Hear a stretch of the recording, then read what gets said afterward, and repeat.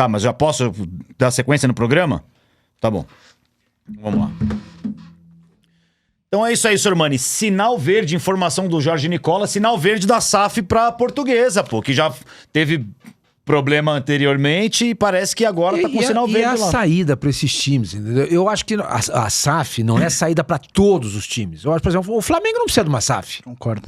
Não precisa. Agora não, antigamente precisava. Precisava, Hoje não precisa. mas hoje não precisa. Agora, para os outros times não ficarem tão atrás em relação ao Flamengo, Palmeiras, até o Atlético tá com um problema também. Eu queria que você falasse depois da dívida do Atlético, arrecadação, etc e tal. Mas se a Portuguesa não tiver uma SAF por trás dela, vai ser complicado. O Santos, se não tiver, vai ser muito complicado. São Paulo. Entendeu? São Paulo ficou pra trás. O São Paulo ficou muito para trás. Muito para trás. Mas continua. A Portuguesa, então, já aprovou, mas ainda não tem ideia do modelo, né? Qual o percentual que... A Lusa não vai poder escolher, né? Ela não vai se dar o trabalho, ela não vai poder chegar ao mercado e falar, ó, só vendo se for 70%. É o que o investidor quiser comprar, né?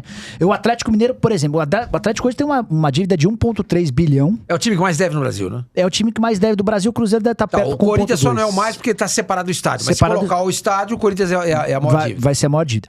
O Atlético deve 1,3, só que fatura 500, 400. O ano passado existia a expectativa de um faturamento muito maior por conta da venda do shopping, que inclusive acabou sendo desfeita, né? Isso aí é um baque pra eles, né? Eram 340 milhões de reais que entrariam. Inclusive parece que foi feito empréstimo usando esse dinheiro do shopping. Isso era 49%, né, do shopping. Nós vamos vender, dinheiro, vai entrar essa grana, pegaram o dinheiro do banco e agora essa grana não tem. E você tem que pagar o banco. A Multiplan tá comprando, em vez, ela ia comprar os 49%, né? E depois eles refizeram... Multiplan é da MRV, não. É uma outra... É que era dona de 50,1% das ações do shopping. Então ela tava comprando os outros 49% e passaria a ter 100%. Só que ela voltou atrás e tá comprando só metade do que ela compraria. E agora o Atlético ficou de correr atrás da outra metade. Então assim, o Galo tá vendendo a sua SAF o valor não tá definido ainda, mas tá vendendo 51% das suas ações. E aí pro torcedor do Atlético que tá assistindo a gente, ou vende, ou o Atlético vai precisar mudar de tamanho. Porque o Atlético hoje tem uma capacidade de faturamento pequena, perto daquilo que gasta. O time do Atlético é incompatível. As contratações, o elenco, a folha, são incompatíveis com quanto o clube arrecada. O Atlético é um dos clubes que tem a maior folha. No ano passado a gente tinha o Flamengo com 30 milhões de reais de folha por mês, Corinthians, Palmeiras e Atlético Mineiro navegando nos 20 milhões de reais por mês. Diferença de 10 milhões. 10 milhões. E o Atlético nessa relação. Só que o Atlético faturando muito menos do que os outros. Muito menos. Então, era algo incabível, Sormani. Então, assim, ou o Atlético vira SAF, ou o Atlético vai ser obrigado a abrir mão de grandes jogadores e vai voltar a ter um time de com menos competitivo, né? Isso. Só que em ano de inauguração da Arena MRV, o estádio vai ser inaugurado em maio. Há toda uma coisa por trás. A respeito disso. Eu tenho escrito muito sobre isso e eu acho que o Atlético vai se arrepender de ter feito uma arena para 40 mil pessoas. É pequeno, você acha? Eu acho. A demanda é muito maior do que isso. O Maracanã hoje, para 70 mil pessoas, é pequeno pro Flamengo. A arena do Corinthians hoje para 43, é isso? 45? É pequena. O Corinthians precisa do estádio hoje para no mínimo 80 mil pessoas. Se tivesse, enchia. O Atlético vai se arrepender de ter feito um estádio pequeno. Mas isso não é uma tendência mundial? Diminuir o tamanho do estádio? Os estádios não são feitos mais igual antigamente para 90 mil pessoas. Pega o Barcelona, pega o Real Madrid. Então, mas agora eles vão reformar. Agora eles vão. Porque agora mudou o perfil. Antigamente era estádio para 200 mil. Isso. Aí diminuiu. E está voltando tudo isso. Não, para 200 mil nunca teve. Não. Foi aí perto. Né? Então, eu acho que esse movimento de você levar o torcedor pro estádio, tá voltando tudo isso. Virou lazer, cara. Virou. É muito gostoso você ver um jogo de futebol. Por tudo que cerca uma partida de futebol. Entendeu? Dá pra você ir no campo hoje. Pô, os estádios são confortáveis. Tem cadeiras, tem banheiros limpos, tem restaurantes, tem lanchonete. É um programa, né? Você estaciona o carro, o metrô é perto, você resolve ir de metrô. Então, pô, eu vou assistir o jogo. Só que eu tenho um amigo que trabalha, que frequenta academia comigo, ele é corintiano. Sormani? Pô, Sormani é o... Opa, todo dia. Sormani é o rei do crossfit. E ele é corintiano, fanático. E ele tem 4 filhos. 4, ele podia ser santista, né? Ele santista com 4 Aí já ia ser metade da torcida do Santos. Então ele fala assim, pô, eu não consigo assistir os jogos importantes porque eu não acho ingresso. Mas ele não é fiel, mas é fiel torcedor? Não, né? Ele é. Mesmo assim não mesmo consegue assim comprar. não consegue. Imagina se esse estádio de 45 passa para 90. Bom, o Duílio andou falando sobre isso, você deve ter informação, né, Nicola? Possibilidade de ampliação da arena. Essa foi uma coisa discutida. Vamos falar bem de arena, então, aproveitar que o senhor Mani levantou essa bola aí. A gente já fala de dívida, aumento de capacidade. Assim, só para começar esse assunto de arena, o Flamengo tá buscando terreno no Rio de Janeiro para construir um estádio. Porque chegou a constatação, primeiro de que quer ter um estádio próprio e depois que precisa ter um estádio maior do que o Maracanã. O Flamengo pensa muito como o Sormani. O Flamengo queria construir um estádio para 100 mil pessoas. A única coisa que não tava fechando era a conta do Flamengo. Eu passei uns perrengues no Maracanã lá na final da Copa do Brasil, hein? Por capacidade? Visitante lá sofre, hein? Visitante no futebol brasileiro é um banheiro para quantas mil pessoas eram? 4 mil? 4 mil. Um banheiro masculino e um feminino. Entupido, cheio. Não pode. Eu adoro o Maracanã, pelo amor de Deus. Mas assim, a administração do Maracanã tem que olhar pra isso. O visitante continua sendo muito maltratado. Não é só no Maracanã, não é em qualquer lugar. Me senti nos anos 90 lá. Alfinete, o maltrato ao torcedor começa na estrada. Quando o torcedor vai em caravana, ele é parado na estrada e muitas vezes os caras liberam a entrada no estádio atrasado, com 30 minutos de jogo no segundo tempo. Essa é uma coisa que precisa mudar. Dentro dessa nova realidade de arenas, de conforto que o Sormani falou, o torcedor visitante precisa ser melhor. Mas vamos lá. Então assim, o Flamengo trabalha com essa ideia de construir um estádio para 100 mil pessoas. Os novos estádios, todos na casa entre 40 e 50 mil, é uma discussão importante, né? Até porque você tem uma série de outras receitas a partir do estádio. Você tem o sócio-torcedor, que se tornou uma grande fonte de receita. Se você tem um estádio para 100 mil pessoas, você aumenta o número de sócio-torcedor. Só que ao mesmo tempo o estádio também não pode ser... O estádio do São Paulo cabe 70 mil, né? Só que não é um estádio confortável como os outros. E o Júlio Casares deu uma entrevista recentemente garantindo que vai submeter o Morumbi a uma enorme reforma. Vamos falar então. Flamengo, Neoquímica e Morumbi. Assim, o Flamengo vai buscar um estádio para 100 mil pessoas. A grande dificuldade é o terreno. E o Flamengo não quer tirar dinheiro do futebol para ter que investir na arena. Tá? Então, esse é um ponto pacífico dentro do clube. O Morumbi vai passar, de acordo com o Júlio Casares, por reformas. Eu acho difícil, acho que a maior dificuldade é você conseguir vender o nome de um estádio que tem 50 anos de vida. O Júlio tá porque popularmente nunca ninguém vai chegar agora vai falar. Mas o Palmeiras conseguiu. Mas nasceu com o nome. Ok, mas o estádio nasceu no mesmo lugar.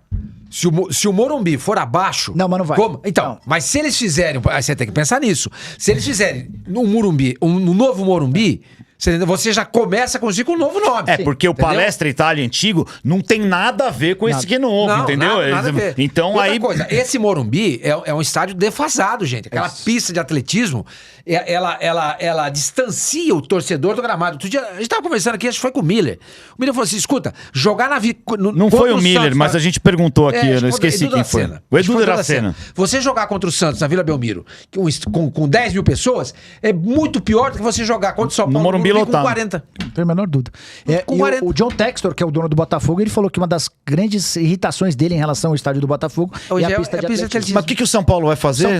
São Paulo promete algumas mudanças, mas elas estão todas atreladas à necessidade de receita. O São Paulo não tem a mínima condição de tirar a receita do próprio futebol para colocar no coisa. Então vai precisar vender o nome do estádio.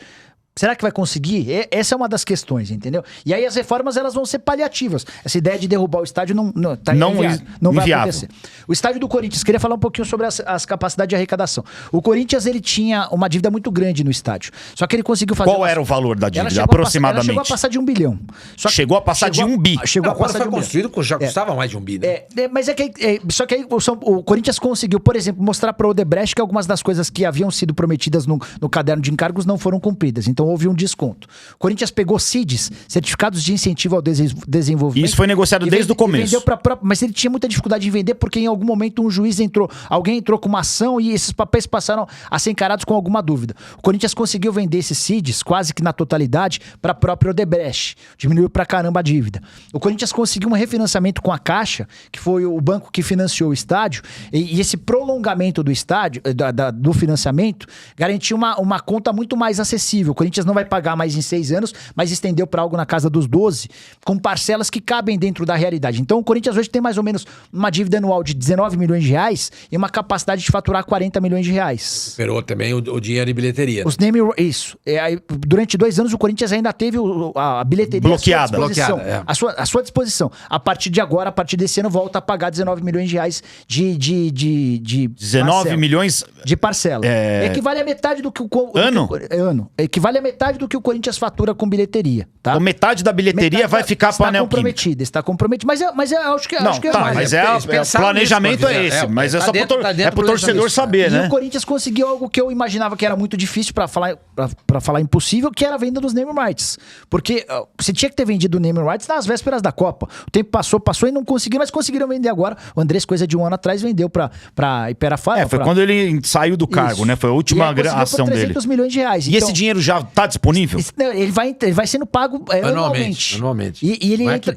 Não, eu sei, mas esse ano já tá... Tá caindo desde que fechou o acordo. E tá ajudando no pagamento do financiamento do estádio. Então, assim, o estádio deixou de ser um problema. Hoje o problema do Corinthians tá nessa dívida de 1 bilhão. E o Corinthians, assim como o São Paulo, eles não tomam providências sérias para o pagamento de dívidas. Eles vão empurrando, todos, né? Com exceção ao Palmeiras e ao Flamengo, que resolveram encarar a dívida com seriedade, todos os outros vão empurrando. Você não vê quedas vertiginosas nas dívidas dos clubes. Esses são esses dois. Tá. Só para fechar, tem o Santos também. O Santos acaba de fechar com a W Torre, inclusive com a aprovação dos sócios e do conselho, uma reforma ampla no estádio. A W Torre vai, durante 2 anos, reformar a Vila Belmiro, vai ser um retrofit. A Vila vai passar a ter uma capacidade de 30 mil para ser uma multi-arena, para receber shows. Nos dias em que o Santos não puder jogar por conta desses shows, vai jogar em outro lugar, mas há a promessa de que vai haver uma modificação do estádio de maneira muito rápida. Você faz o show hoje, amanhã o Santos já consegue jogar. E tinha que botar o nome Edson Arantes do Nascimento nesse estádio, Sormani, pelo amor de Deus. Buscar name rights, eu acho, então, né? aí vai entrar aquilo que eu já falei, a gente conversou até com o Ademir Quintino, eu volto a falar. A Prefeitura de Santos, acho que não falamos aqui não, conversei com ele, foi no meu canal. A Prefeitura de Santos tem uma arrecadação que passa de 1 bilhão por ano. 1 bi. O que são 25, 30 milhões desse dinheiro? Então, eu acho que a Prefeitura de Santos deveria comprar o naming rights, deixar o nome Arena Rei Pelé e todo ano pingar 25, 30 milhões e montar um museu. Você consegue explorar comercialmente. Talvez até você consiga o retorno dos 25. Você torna a Vila Belmiro como for bem feito, consegue o retorno. Pro visitante, pro turista, para que você possa... Você aumenta, né? O cara chega de fora, da cidade, de outra cidade, acaba consumindo igual em Buenos Aires, todo mundo vai para Buenos Aires, vai no estado do Boca. Sim, mas esse dinheiro do museu vai pro Santos, não iria pra prefeitura, então não pode para a prefeitura. A prefeitura tem que descobrir um outro jeito de recuperar esses 25, 30 milhões. Agora, se não recuperar também, amigo, é o nome o time tem o nome da cidade. Ninguém sabia quem era Santos. É uma cidade praia, pequena. Ninguém no mundo sabia quem era, até o Pelé chegar. Quantos marinheiros, eu lembro dessas histórias, não desciam e iam até Vila Belmiro para esse jogo conhecer a Vila Belmiro. E naquela época não se pagava. O cara chegava lá, portão estava aberto, todo mundo entrava e tirava foto. Hoje não. Você tem um tour lá dentro. E isso aí rende dinheiro para a prefeitura porque você está pagando imposto. Entendeu? O cara sai do navio, vai para lá, para no restaurante, vai almoçar, vai pra praia. Enfim, tudo, uma coisa vai puxando a outra. Então, é difícil o Santos batizar a nova vila como Rei Pelé, porque o Santos precisa desse dinheiro. O Santos é um time pobre, ele não pode abrir mão disso. Por isso que a prefeitura teria que ajudar. Teria que ajudar, entendeu? Bom, é uma solução, né? Fica aí a ideia do Sormani aí, eu incentivo, acho que tudo que foi... Outra coisa que eu falei também, no meu canal, né? E fala que agora não deu zebra, eu acho que o Santos deveria jogar a temporada inteirinha de preto. Inteirinha. Por quê? Em luta por conta do Pelé. Inteirinha de preto. Não vai jogar de branco, vai jogar de preto. Mas... Entendeu? E quando for você... Avisa o adversário. E o adversário tem que concordar. É um ano só. Gente, eu sei, pô, mas... Gente, mas é por isso que não vai pra frente as coisas. Não, O adversário tem que concordar. Claro, é o Pelé que morreu. É uma vez só. Eu sei, mas tem que combinar, né? Claro. O que custa? Eu gostei. Você gostou? Gostei. É óbvio. O que custa o time que joga de escuro? Hoje você vai jogar branco? Porque é contra o Santos. Eu sei, o Santos está de preto por causa do Pelé. Pronto, acabou. O que eu quis dizer é que isso aí tem que partir do clube, tem que ser uma coisa conversada. Sim. Não falar, não, nós vamos e... Mas eu não disse isso. Não, entendeu? tudo bem.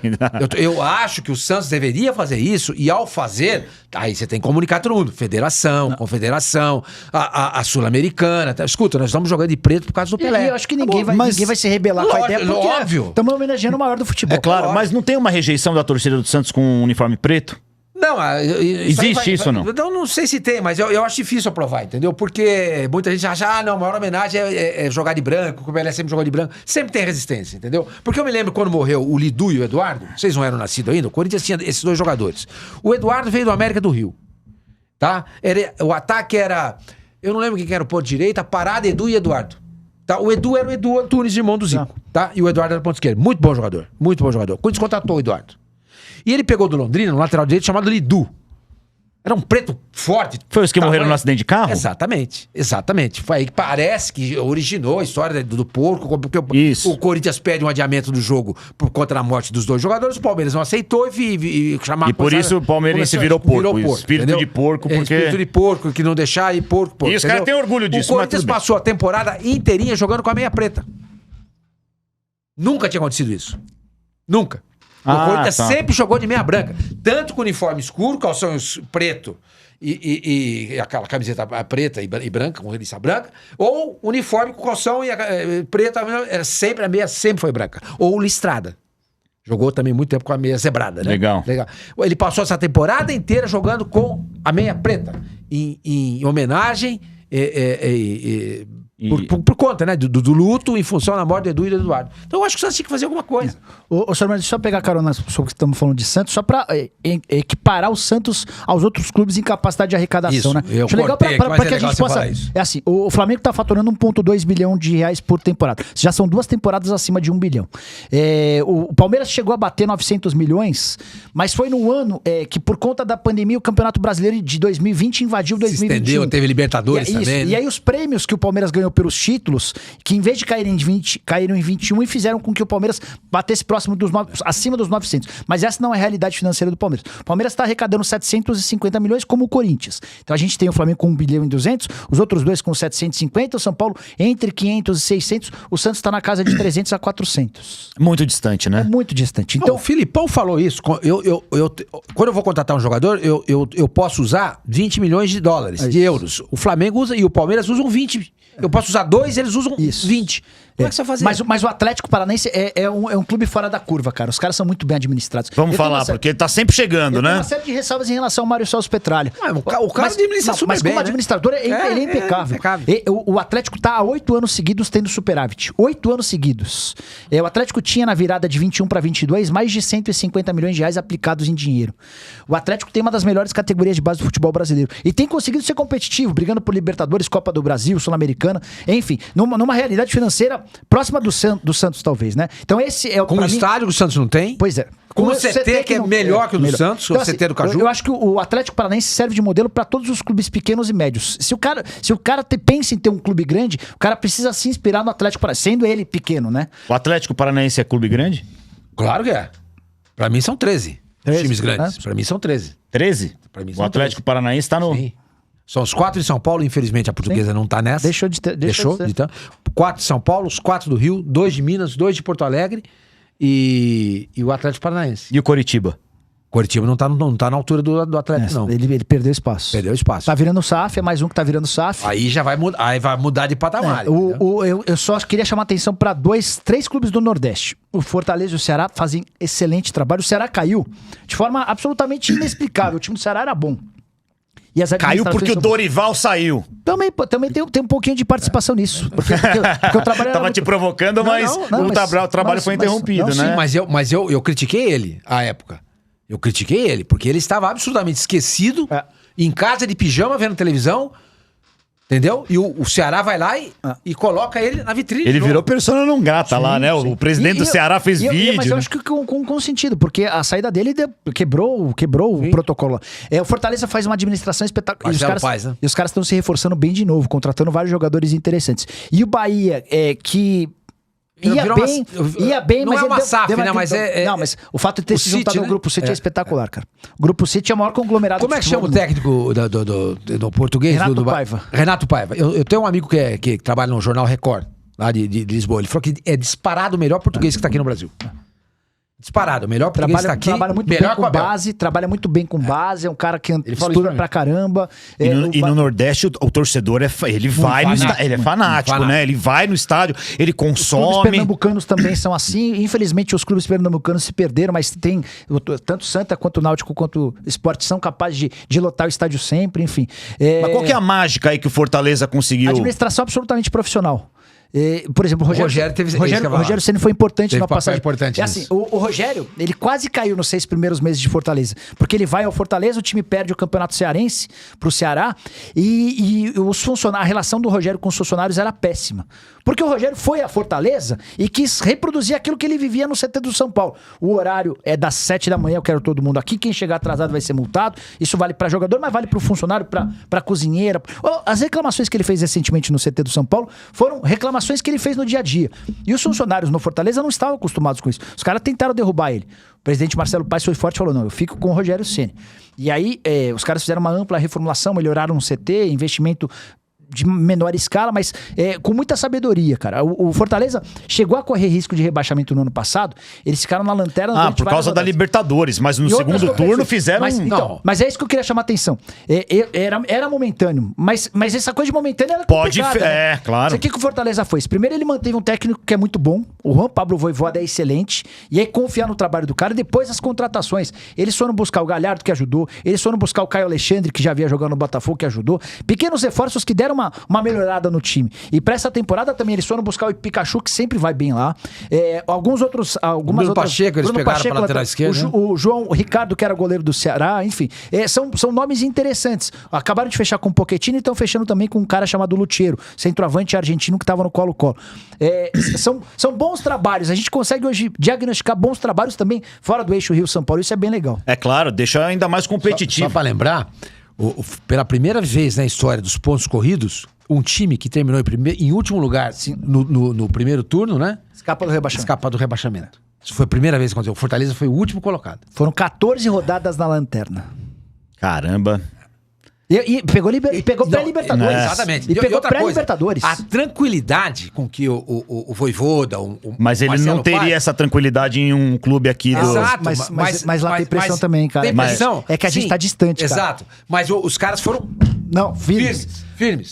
Nessas Tanto coisas... que o Vojvoda acabou o contrato dele... O Corinthians foi atrás, o Atlético Mineiro foi atrás. Eu acho até que o Santos foi atrás. O Santos foi atrás. Eu vou ficar aqui, pô. Ele decidiu ficar lá. Ele decidiu ficar lá. Eu tenho tudo que eu quero. E com propostas financeiras muito melhores, muito maiores. Sim. Assim, a gente às vezes tende a achar que a pressão é menor. É óbvio que não dá pra comparar com Flamengo e Corinthians, né? Onde a repercussão é gigante. Mas outro dia, em meio à pandemia, eu coloquei o Marcelo Paes pra dar uma entrevista lá no meu canal. E ele tinha o Anderson Moreira como técnico. Cara, a pressão que ele sofreu durante toda a live pra mandar o Anderson Moreira embora, cara. A gente distante, a gente tende a achar que é tudo mais tranquilo. Mas o bicho pega em todo lugar. Porque o torcedor é fanático, o torcedor é apaixonado, né?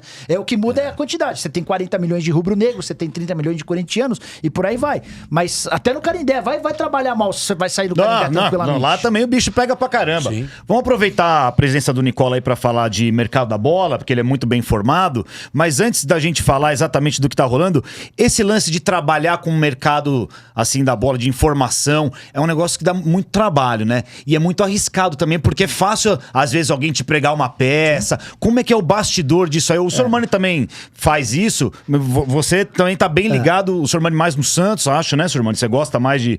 E o Nicola... Por incrível que pareça, o Santos é um time que eu tenho pouco informação, né? Como é que, então, a pergunta, como é que é esse negócio de ficar trabalhando com informação? É empresário? Quem que são as fontes? É o cara do clube? Como fazer pra confiar? É um negócio curioso, o pessoal gosta desse assunto. É assim, primeiro que eu não descarto fonte nenhuma. O roupeiro pode ser uma boa fonte. O motorista do presidente pode ser uma boa fonte. O segurança é uma ótima fonte. Por exemplo... Puta, mas não é muito arriscado, Nicola? Depende da relação que você constrói com o cara. Você vai batendo. Um cara falou, esse daqui eu confio 100%. Você pega e banca. São os índices de acerto. Você tem um pé atrás, você tenta... Escuta, eu ouvi dizer que... o outro confirma também. O Alfinete, tem um empresário... Mas você já tomou barrigada desses caras? Claro. Eu vou contar a história disso também. Mas eu tenho um empresário que ele me liga, cara. Nenhuma das negociações que ele fala que vai acontecer, acontece. Hoje eu já não publico mais nada do que ele fala. Eu já não preciso nem chegar, porque eu atendo por educação, mas não... Porque você vai criando um índice de acerto, esse cara que tudo que ele passa... e às vezes até esse cara que tem um índice de acerto alto, acaba errando. Porque, só pra lembrar, o Richarlison uma vez, ele fez exames médicos no Palmeiras de manhã e acertou com o São Paulo à tarde. Isso, eu lembro. Então, é esse o mercado que a gente vive, né? Das incertezas. Já aconteceu, por exemplo, de uma fonte minha no Corinthians, ótima, que tá lá até hoje, um dia me cravar, ela me ligou A Portuguesa tinha feito 4-0 no Corinthians, foi em 2013, lá em Cuiabá. A Portuguesa aí na caiu o Tite, não foi? Quando caiu o Tite? Então, mas esse é o ponto. O Corinthians volta de Cuiabá e tem uma reunião. Antes da reunião, um cara do Corinthians me liga e fala: Nicola, pode cravar que o Tite tá fora e os caras vão contratar o Mano Menezes. Faltou experiência pra mim, porque eu não podia ter cravado.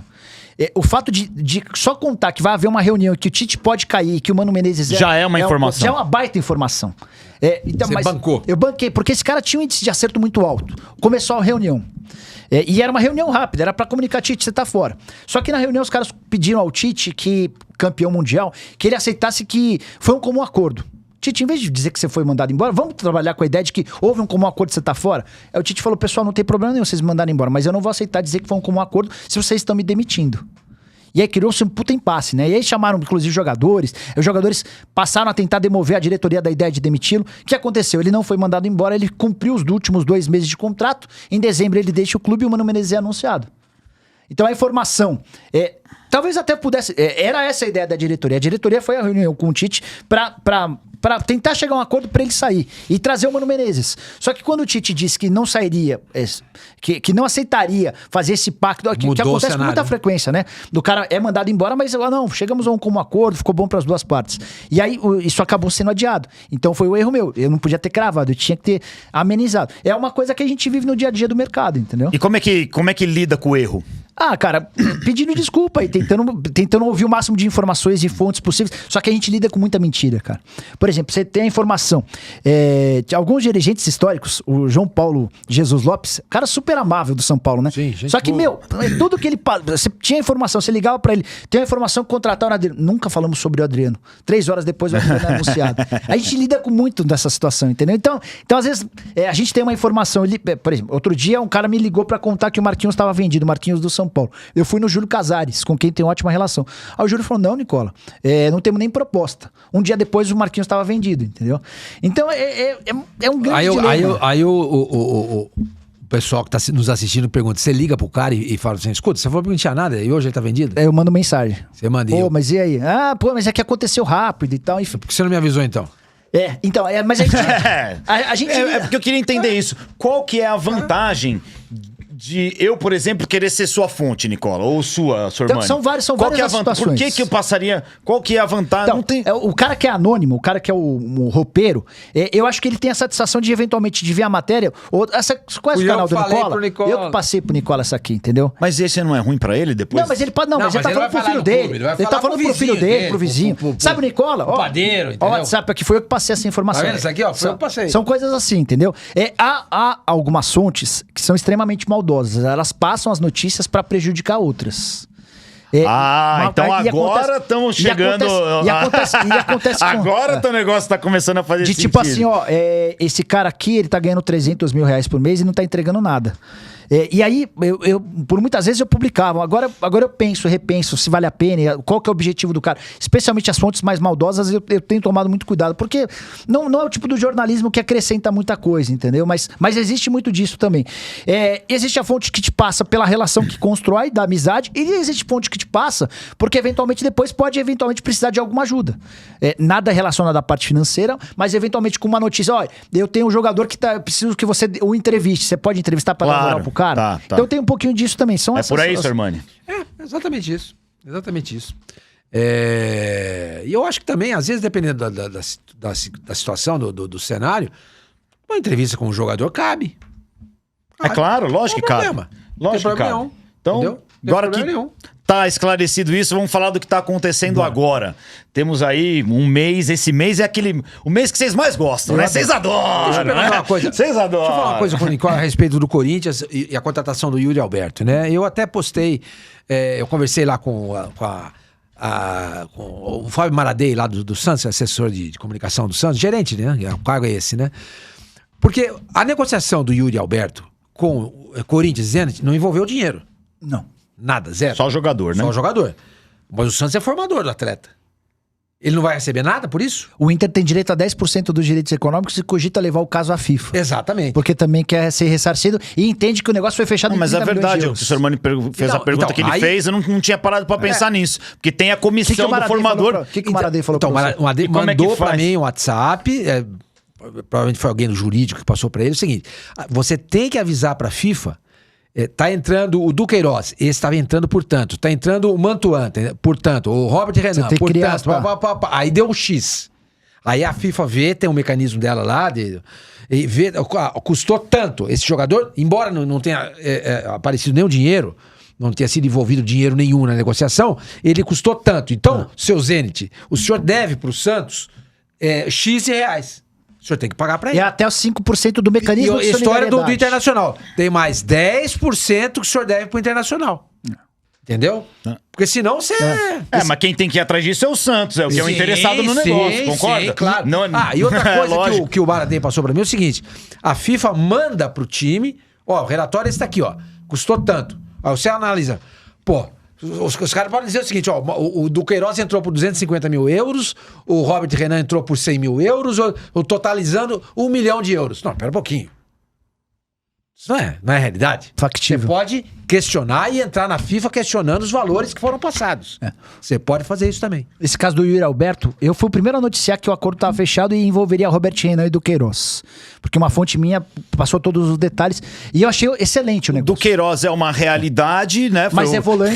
Revelação do Mas campeonato. É volante. E o Robert Renan é uma promessa. É uma baita Pode dar muito é uma baita certo promessa, mas é um zagueiro. Só que quando eu noticiei, eu achei excelente o negócio. Também achei. Só que a cada dia que passa, Alfinete, surgem mais detalhes que jogam a favor do Zenit e fazem com que a balança, pra mim, fique desfavorável. Ivan? São 5-1. E o Mantuan, né? São 5-1. O Corinthians fica só com 50% do Yuri.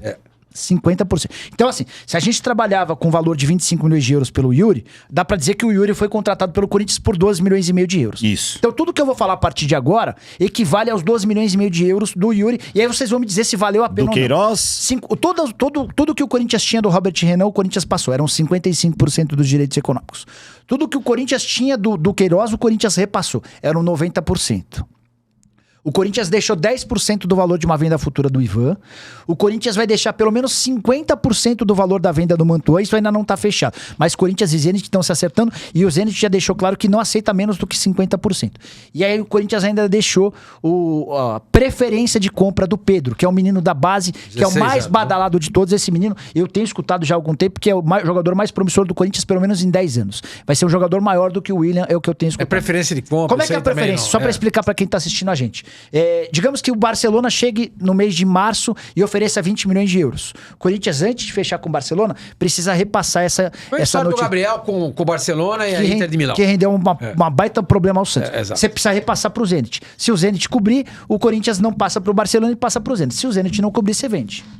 Eu acho que pra gente analisar isso, a gente tem que fazer um exercício ao contrário. Caso o Yuri Alberto não tivesse chance de negociação com ele, quem que tem no mercado aí, quanto custaria pra ser um cara... Não, só pra gente imaginar. Quem poderia... Quanto custa? Não, isso seria muito difícil. Mas assim... acho que pela dificuldade de mercado em ter um jogador desse nível, eu acho que... eu acho que ainda vale a pena. Você acha que... Pensa bem, quanto que valeria o Duqueiroz?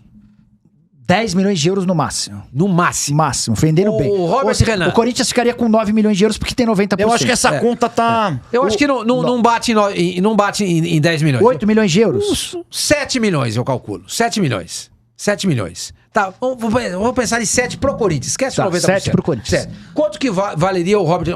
É o zagueiro que você não conhece. O Robert, o Corinthians, o empresário dele estava até reclamando porque ele tinha uma oferta do Watford de 12 milhões de euros. 12? 12. Mas eu duvido. É isso que eu ia falar também. O empresário, ele sempre vai valorizar o jogador dele. Ele chegou a mandar pra mim, depois eu até te mando, eu vou te mostrar. Ele te mandou a proposta? Mandou a proposta, 12 milhões de euros. E nem querer só... O Corinthians, é que esse menino tem só 18 anos de idade, Sormani, passagem por todas as categorias de base e tem uma qualidade na saída de bola que é um negócio impressionante. Mas essa proposta chegou só pra você ou chegou pro clube também? Então, porque eu cheguei a perguntar pra ele. Eu cheguei a perguntar e eu dei uma intimada nele, aí o cara acabou me mandando. Então assim, o Corinthians só tem 55%. Então se 12 de euros, o Corinthians ficaria com algo na casa de 6,5. Só que só aí 6 mais 7 já são 13. 13. Mas já bateu o Yuri Alberto. Porque o Yuri Alberto vale 25, só que o Corinthians pegou só 50%. Então, mas aí é praticamente elas por elas. 12,5 e 13 mas e os 50% você tá deixando do Mantuan?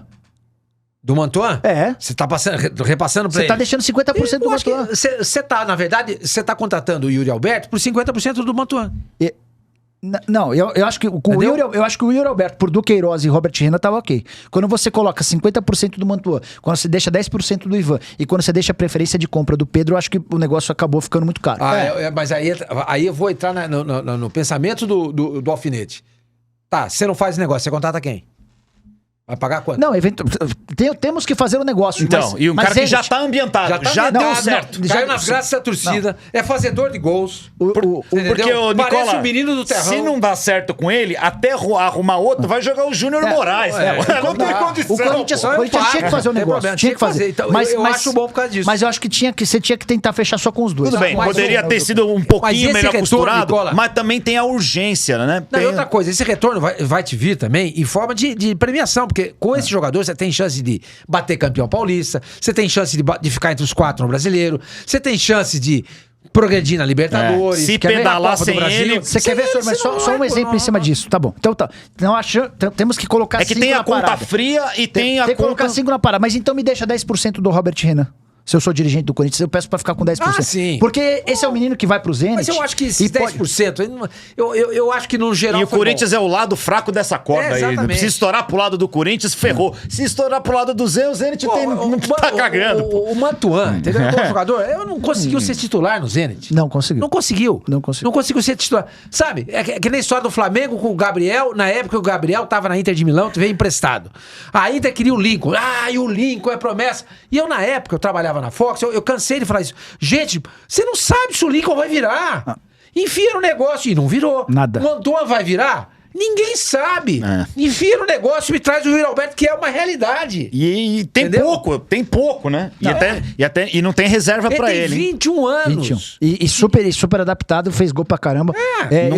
No começo dele no Corinthians foi ruim, mas depois... Ele demorou um pouquinho pra engrenar, mas na Copa do Brasil contra o Atlético Goianiense fez gol em clássico. Que mais tem de Corinthians aí? Não, do Corinthians, agora o Corinthians tá preocupado com o Coutinho. Existe uma negociação com o Coutinho, mas o que a Jeuropchian, que é quem cuida da carreira do Coutinho, entrou em contato com o Duílio pra dizer: Duílio, espere até 31 de janeiro. A chance do Corinthians passa a existir a partir de 31 de janeiro. Por quê? Porque o Aston Villa quer vender o jogador. E a janela no futebol europeu se encerra em 31 de janeiro. O Corinthians não tem dinheiro pra comprar ele. Não, é aí que tá. O Corinthians só vai se tornar um player real nessa negociação se até 31 de janeiro ninguém conseguir comprar. Porque aí qual vai ser a situação do Aston Villa? Não vendemos... Por que o Aston Villa quer vender o jogador 6 meses depois de ter pago 20 milhões de euros? Quem o pediu foi o Steven Gerrard, que já não tá mais lá. O novo técnico, o Unai Emery, não faz nenhuma questão de contar com o Coutinho. Sim, mas aí, tudo bem, isso não é com você. Aí entro eu. Se eu sou o manager, eu faço assim, escuta, companheiro, eu gastei 20 milhões nesse cara aqui. Pois é. Esse cara já disputou a Copa do Mundo, você dá um jeito, você vai aproveitar o cara. O cara tá na Copa do Mundo, na seleção brasileira, se não tivesse machucado e não serve pra você. Você vai ter que usar o cara, velho. Pois é. O que eu tenho é isso aqui. Agora o cara simples, aí chega, o Emery chega lá e fala assim, olha, eu não quero, porque não usou. Não é assim. Acontece muito no futebol brasileiro. Mas é São Paulo e 2. O São Paulo contratou 3 gringos no segundo semestre do ano passado. Ferrarese por empréstimo, o Galopo em definitivo e o Bustos por empréstimo. O Rogério Ceni não participou de nenhuma das 3 negociações. E os caras sofreram pra jogar.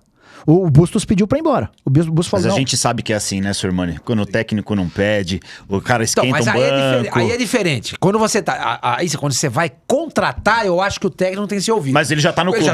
Escuta, o Unai Emery, é o seguinte, o nosso elenco é esse. Você tem muito jogador melhor que ele? Você tem restrição a algum jogador?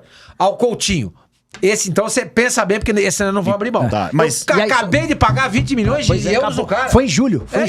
Foi em agosto. Foi até existe, então, a possibilidade do negócio acontecer. O Corinthians não vai comprar. O Corinthians só quer o jogador se for por empréstimo. E pra que ele tenha chance, precisam se esgotar as oportunidades pro Aston Villa de vender. Se o Aston Villa não conseguir vender até 31 de janeiro, o que acha que consegue costurar pra que ele venha por empréstimo? Chegaram a falar em Lucas Veríssimo e João Vitor, né? Que são 2 jogadores que pertencem ao Benfica e estão disponíveis numa lista de empréstimo. Eles não estão estão conseguindo jogar lá. São 2 jogadores excelentes. Mas o Lucas Veríssimo vai precisar tomar muito cuidado. Um ano sem jogar. Exatamente. Um ano sem jogar. O Lucas Veríssimo não está jogando por conta de uma lesão no joelho. Eu acho que ele iria pra Copa do Mundo no lugar Ele seria o 4º zagueiro da Copa, não tenho a menor dúvida. Ele iria pra Copa do Mundo. Ele era homem de confiança do Tite. Só que aí quando ele volta, Sormani, a zaga do Benfica se estabeleceu. Então a gente não sabe se ele não tá jogando por conta das restrições ao joelho ou se ele perdeu espaço. Mas o Benfica tá disposto a emprestar.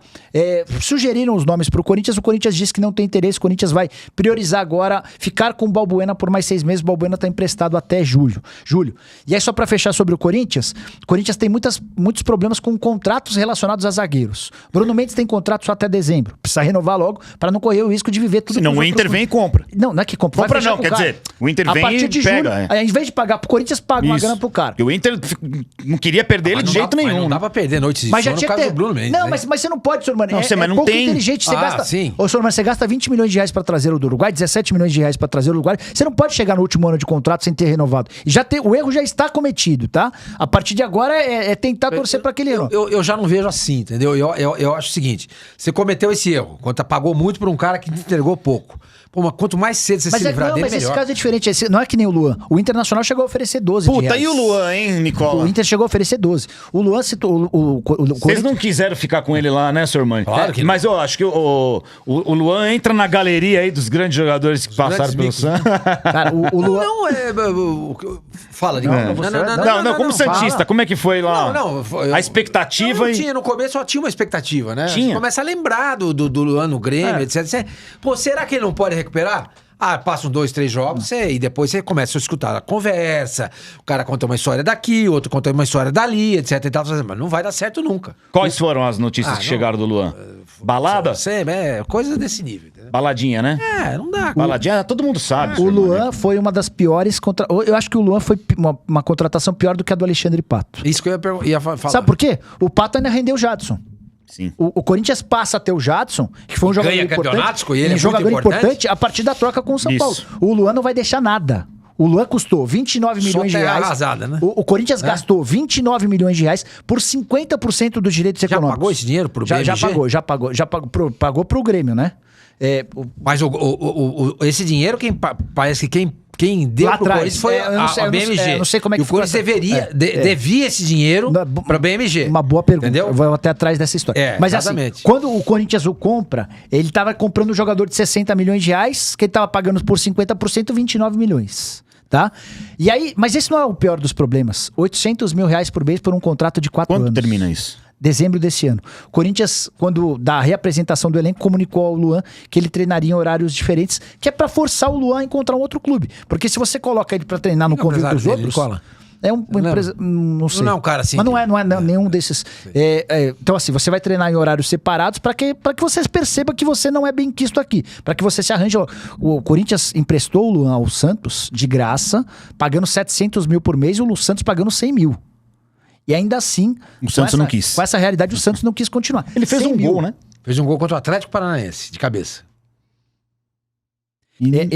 Pra mim ele é pior, vai ser uma negociação e não pior tem, do que ano passado. Não, nenhuma chance luz de no fim do túnel. Outro dia me perguntaram na live, Nicola, o Fortaleza e o Goiás querem? Aí eu mandei mensagem pros 2 presidentes.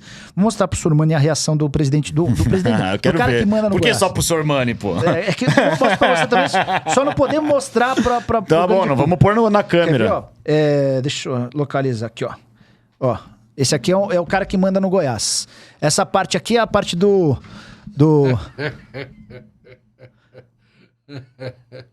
Eu mandei pro... Pode falar. Mandou uma imagem do Papa escrito misericórdia. E tem mais coisa aí, mas já deu pra galera entender. Então assim, os caras não querem nem pintar o de ouro. Ele tá queimado no mercado, né? E era um jogador que em 2017 foi eleito o melhor do futebol da América do Sul. Você nunca entrevistou ele? Pois é, o Jean-Pierre aposentou com 24 anos de idade. E assim, sabe o que tá acontecendo? Na minha humilde opinião. Os jogadores estão se tornando ricos de forma muito rápida, né? São caras que até outro dia ganhavam R$1.000 com ajuda de custo, passam a ganhar 70 mil aqui, no ano seguinte já passam a ganhar 200 mil. No outro 700, fudeu. O Luan é um cara milionário. E deixou de ter o futebol como foco. A prioridade do Luan tá bem longe de ser o futebol. E aí você traz outras coisas da infância, alguns problemas, aí você perde o foco e deixa de ser jogador, cara. O Corinthians contratou, você vai lembrar, um atacante chamado Matheus Matias. Claro. Esse menino, ele surgiu no ABC de Natal Fez um grande campeonato estadual. Ele era o artilheiro do Brasil porque enfiou um monte de gol por lá, né? E era um cara que não tinha feito categoria de base, jogava peladas. Aí ele foi pro ABC, o Corinthians o contratou. Contrato de 5 anos, R$100 mil por mês. 100 mil vezes... são 1.300.000 por ano. Estou incluindo o 13º. Estava falando de um contrato de 5 anos. Ele levou... 65 milhões. Não, 6 milhões, não é isso? 1.300.000 por ano. Tá, 6 milhões e meio. Vai pegar quase 6 milhões e meio de reais, tá? Quase 7 milhões de reais por um contrato de 5 anos. Esse menino, trabalha mais, pô. Esse menino acabou o contrato mais. agora. Ele tá sem grana nenhuma. Perdeu tudo. Perdeu tudo. Ganhando 100 mil reais por mês. Porque ele trouxe a família, todo mundo gastando como se não houvesse amanhã. Aí que é foda, né? Gastando como 100 mil reais por mês. Se ele tem um mínimo de juízo, Sormani, ele entende que pode ser o contrato da vida dele. Ele gasta 20 mil e guarda 80. Depois desses 5 anos, ele tá tranquilo pra você não conseguir mais jogar. Só que muitos desses meninos, eles ascendem a uma realidade e não estão preparados. Pô, a balada, o narguile. E aí gasta como se não... combo. O cara, hoje é provável que ele tenha menos do que ele tinha menos não é impossível. É educação financeira, né? Infelizmente. Pra gente é difícil, imagina pra um garoto, né? Ô, Nicola... Desculpa, até vi outro dia um cara postou alguma coisa, acho que foi no Twitter. O brasileiro precisa ser estudado. Aí o cara escreveu, não, o brasileiro precisa estudar. Entendeu? Boa, Sormani. Novela Vitor Pereira. Quando é que você ficou sabendo disso? Você foi um dos primeiros a ficar sabendo? Essa especulação de que ele podia ir pro Flamengo, ela existia, mas eu achava completamente descabida. Você acha? É uma alucinação. Era descabida, porque... Quando começou isso aí? Em outubro. Mas era eu não cheguei a publicar porque eu não tive coragem. Mas em outubro você já ouviu? Uma pessoa do Corinthians falou, eu tenho com medo que ele vá pro Flamengo. Sério? Eu nem vou publicar isso porque isso aqui vai cair no ridículo. Em outubro tava jogando... Tava todo mundo lá, e o Corinthians também disputando a final da Copa do Brasil. Contra a final depois da Copa do Brasil. E depois, inclusive... Então já tinha lá um... Tinha, um zum. O empresário do Dorival... ficou com a impressão de que a coisa degringolou pro Dorival na final da Copa do Brasil, com o Vitor Pereira conseguindo fazer 2 bons jogos contra o Flamengo, mesmo com um elenco menor. Um elenco pior, né? Menor, pior. E pode ser que aí tenha virado a chavinha nos dirigentes do Flamengo. Mas o que pegou pra mim foi a postura do Vitor Pereira. O Vitor Pereira tinha que ter assumido. Estou saindo do Corinthians porque... entendo que as minhas pretensões em relação ao futebol brasileiro precisam ser maiores. O Corinthians não vai me dar a possibilidade de brigar por título. Quando ele fala que a sogra dele e 2, 3 dias depois ele já tinha negociações avançadas com o Flamengo, ele se mostrou um cara de pouco caráter. Você acha que ele inventou isso? Uma desculpa? Que a sogra dele tem problemas é uma realidade. Mas a gente não sabe quanto, a gente não sabe nada. Isso aí é uma coisa que ele fala e a gente acredita em tudo que ele fala. É que assim, a vinda dele ao Brasil... A vinda dele ao Brasil, ela já foi algo difícil. E o Corinthians chegou a fazer uma primeira proposta ao Vitor Pereira e o negócio foi descartado lá atrás, porque ele falou, não vou porque a minha esposa não tá permitindo, porque a mãe dela tem um problema grave, uma doença grave. E aí o Corinthians até foi buscar outros nomes e não conseguiu e voltou no Vitor Pereira e falou, não, agora eu vou. Então, que a doença existe, ela existe. Mas ela não era o impeditivo. Que eu não sei, que eu não consigo acreditar em mais nada que o Vitor Pereira fala. Ela não era o impeditivo para ele ficar. A entrevista que ele deu na apresentação no Flamengo, ela é emblemática, porque ele fala assim,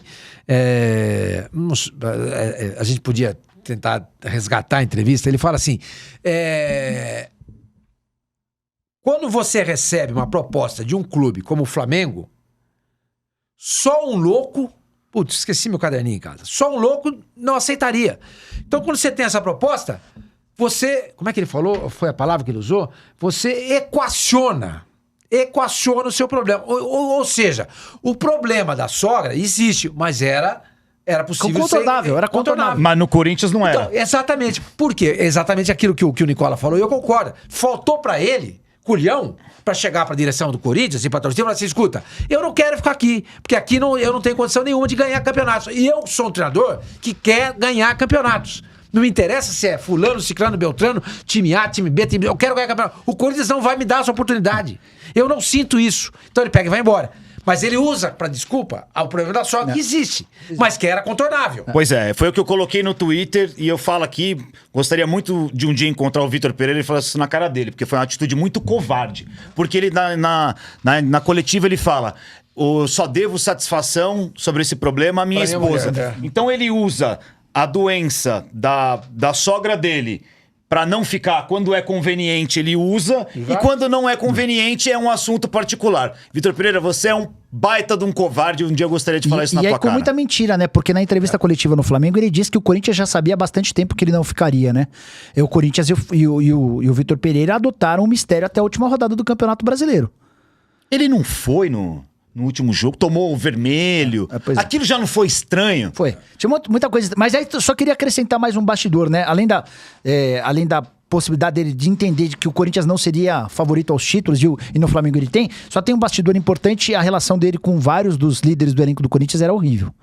Roger Guedes e Vitor Pereira se detestavam, o Fagner não podia ver. Outro dia especularam que o Fagner pode ir pro Flamengo. Essa é uma das maiores maluquices, porque Fagner e Vitor Pereira se detestam. O Fagner entende que viveu um dos piores momentos com a camisa do Corinthians por causa do Vitor Pereira, que não permitia que subisse, que o restringia na marcação. O dia a dia do Vitor Pereira... Ele não é querido pelos jogadores, eu posso falar que não é, porque eu Mas assim, Alfinete...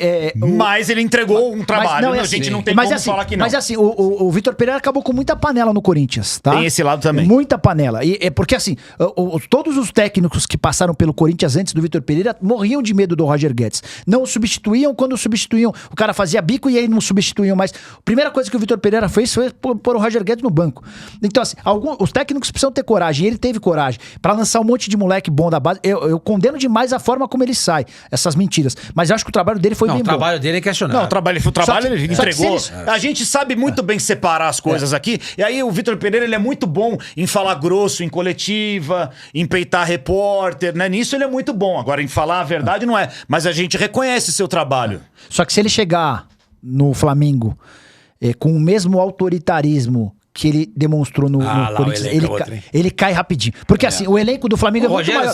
O Rogério Ceni sofreu na mão dos caras lá. O Rogério Ceni fritaram ele com óleo de dendê lá. O Vitor Pereira concorda com você. E assim, o elenco do Flamengo é absolutamente vencedor e muito maior do que o do Corinthians. Se existem pernas no Corinthians, e existem, esses caras talvez eles não se sustentem tanto porque eles não estão ganhando tanto. No Flamengo os caras estão ganhando tudo. Não, no Flamengo...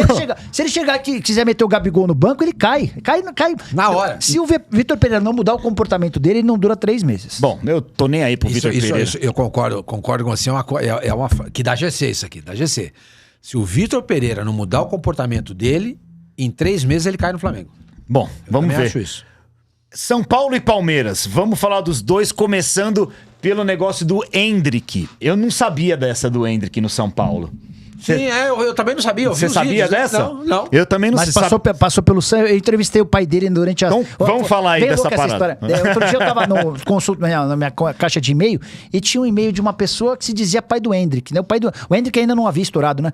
E aí, Nicola, eu assisto seus vídeos e tal, eu gosto. E aí, a partir dali, eu comecei a conversar com frequência com o pai do Endrick, né?